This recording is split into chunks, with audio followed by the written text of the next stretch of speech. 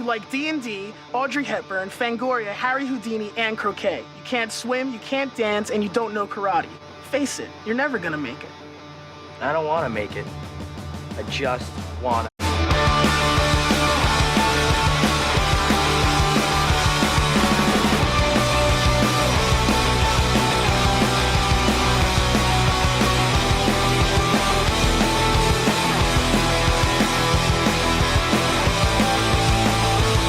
What is up, everyone? It is Reviews Kingdom, and today I am back at it again with yet another review. And you know, I'm starting to notice something. Not only is 2024 the year of Reviews Kingdom, yours truly, but it is also the year of the anniversary special, because if you haven't noticed, it's kind of becoming a trend on my channel this year as of recently to take a look at a lot of anniversary specials. I mean, really think about it. I've covered the anniversary for Hulk, I've covered the anniversary for Green Day's Dookie, I've covered the anniversary for Soundgarden's Super Unknown, and Linkin Park's Meteora. So yeah, there's a lot of anniversaries that I've covered this year. And well, I'm happy to say that that trend is just going to keep on going. Yes, that's right, ladies and gentlemen, we are taking a look at another anniversary special. And might I add that this is not the last time I'm going to do this, but I'm getting ahead of myself, of course. In this video, we are going to be taking a look at the 20th anniversary at a very influential pop-punk album. That album being My Chemical Romance's 3 Cheers for Sweet Revenge.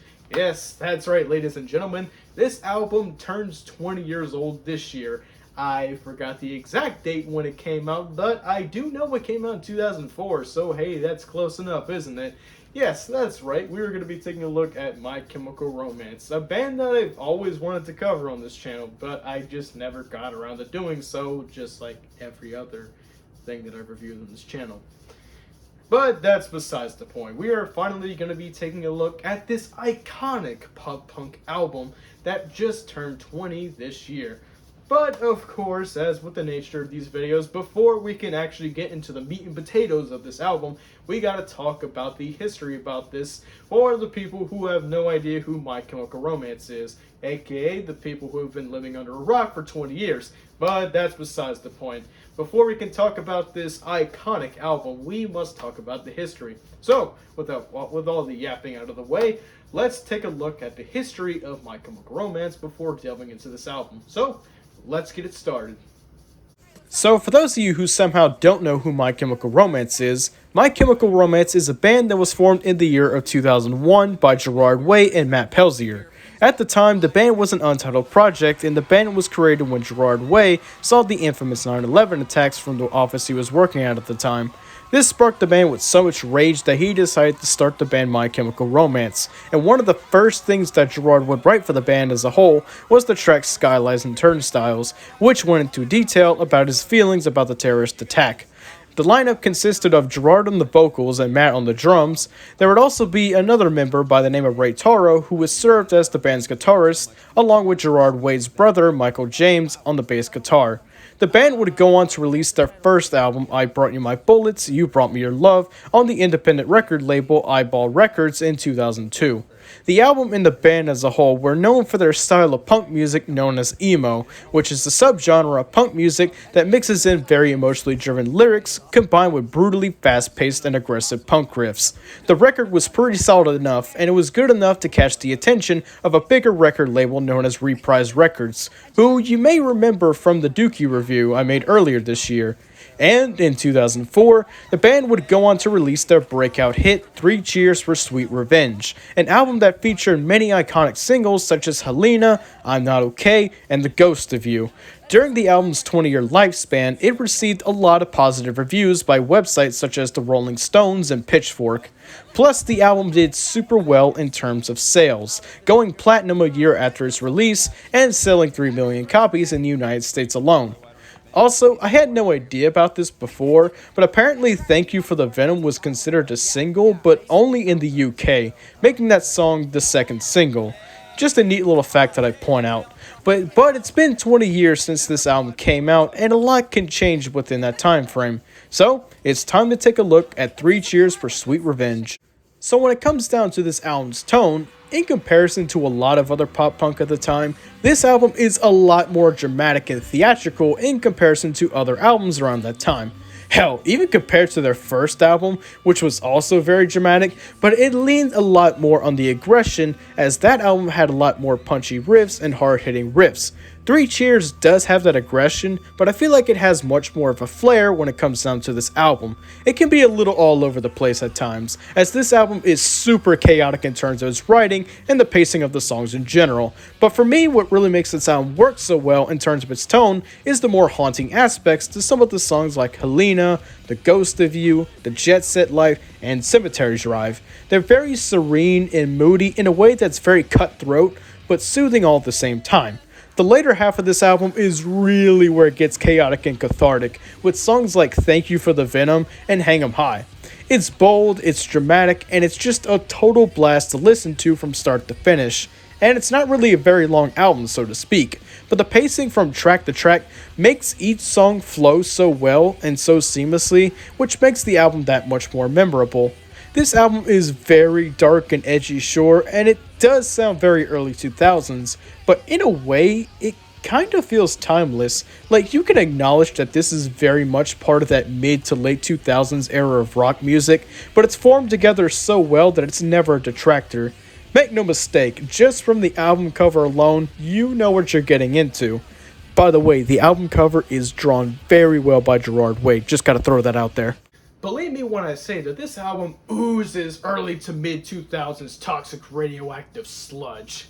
Whether that's a good thing or a bad thing is up for interpretation about what you thought of the 2000s, but as for me, I haven't even begun starting talking about the qualities of this album.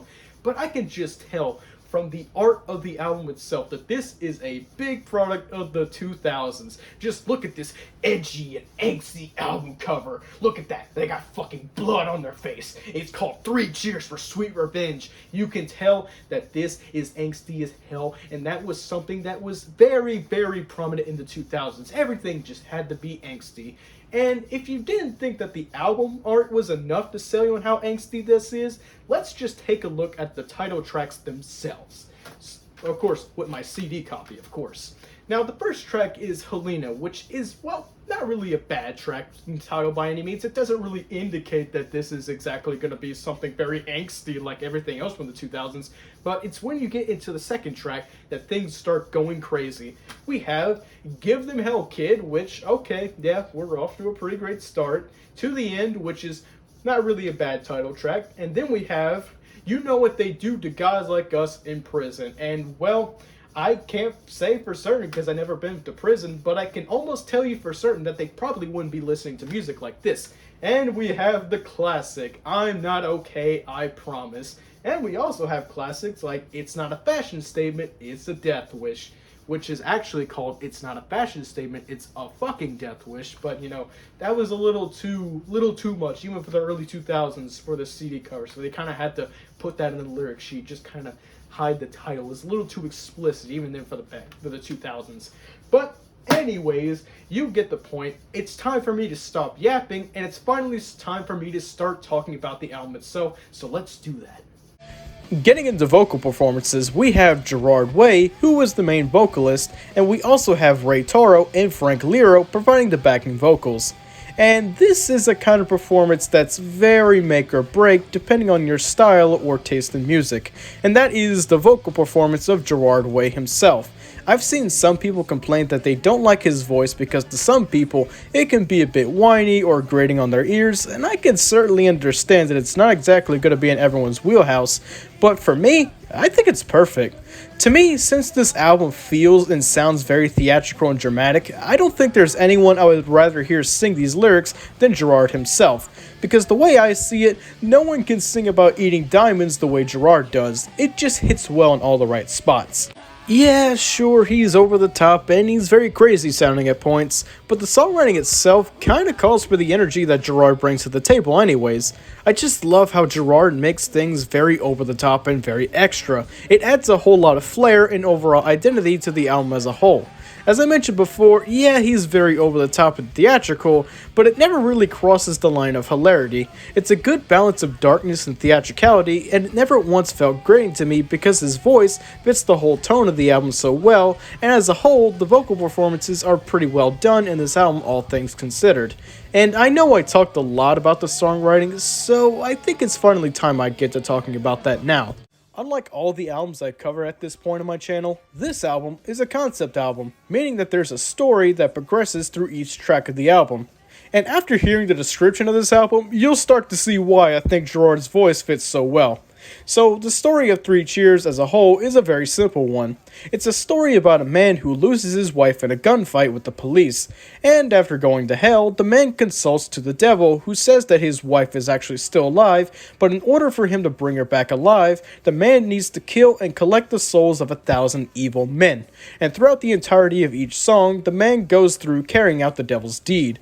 Along the way, the man starts asking questions about himself and his would-be relationship, contemplating if she would still love him after his deal with the devil, and by the end of the album, after killing 1,000 evil men, the man comes to the conclusion that the devil has tricked him and now he's too far gone, causing him to end his own life. And that's the story as a whole. It's a fairly simple concept, but yet it's all very interesting all at the same time, as this album concept picks up where the last album left off, with the wife being killed in the final track of that album.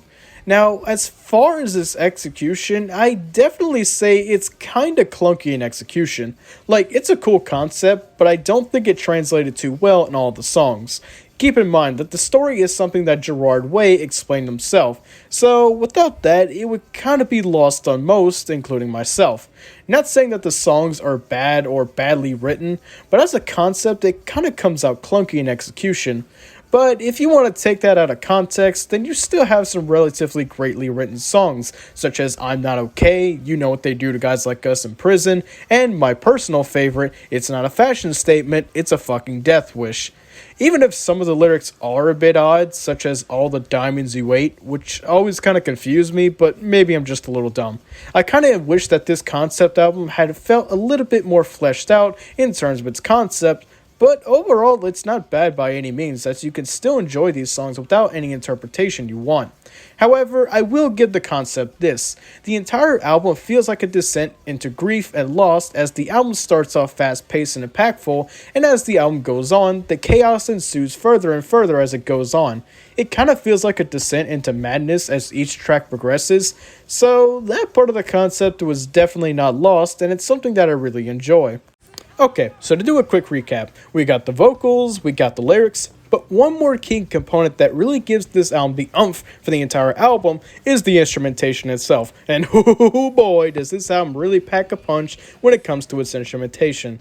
Ray Toro absolutely shreds on the guitar, bringing in riffs that are so damn catchy and infectious that they are guaranteed to be stuck in your head weeks after listening to them. Matt Pelzier does an excellent performance with the drums and the percussions as well. He's very fast-paced in his drumming, and yet it's also calculated at the same time.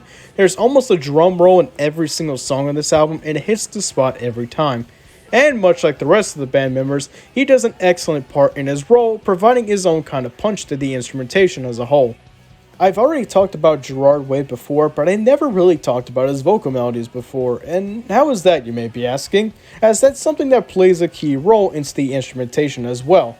So, Gerard, as stated before, is a very theatrical and dramatic sounding guy, someone who is very emotionally driven, which is fitting because of the genre. And as in turns for his vocal melodies, I gotta say, they're quite soothing, especially in tracks like Cemetery Drive, which is definitely one of the album's more subdued and serene tracks. It's almost haunting in a way, not in the sense that it's sounding creepy or threatening, but in the way where it's hauntingly beautiful in some way. That's the best way I can describe it. Overall, I'd say that this album packs quite the punch when it comes to pretty much everything that it sets out to accomplish. It's a punk rock masterpiece that has stood the test of time, even if I only just listened to it 4 years ago. So in conclusion, ladies and gentlemen and everyone in between, what do I think of My Chemical Romance's 3 Cheers for Sweet Revenge? And I gotta agree with the Rolling Stone because this album is one hell of a good time. Seriously, this album is absolutely amazing, and it's just as great as it was when I first listened to it back during the pandemic. There's just a lot to love about this album. The catchy and just cathartic guitars by Ray he's just absolutely shredding on this album and creating riffs that'll get stuck in your head for the next 10 weeks undoubtedly. It just goes so crazy and so bonkers, and Gerard Way is being theatrical and dramatic as always, singing about people who eat too many diamonds and having to run in the track in prison. It's truly all great. It all comes together very well too. This is an album that has a story that leaves a lot to chew on in terms of substance and depth. Despite its short runtime, it packs in a lot of punch, and it's a blast from start to finish. I can't praise this album more than I can because it's just simply a blast from start to finish. If you somehow haven't listened to this album and you just only listen to stuff like The Black Parade, I highly recommend you listen to 3 Cheers for Sweet Revenge. If you haven't listened to it, just please do yourself a favor and listen to it. It's an absolute blast from start to finish. Now, I must say, I do have to apologize for kind of clowning on this album in the beginning, you know, its album art and its song titles.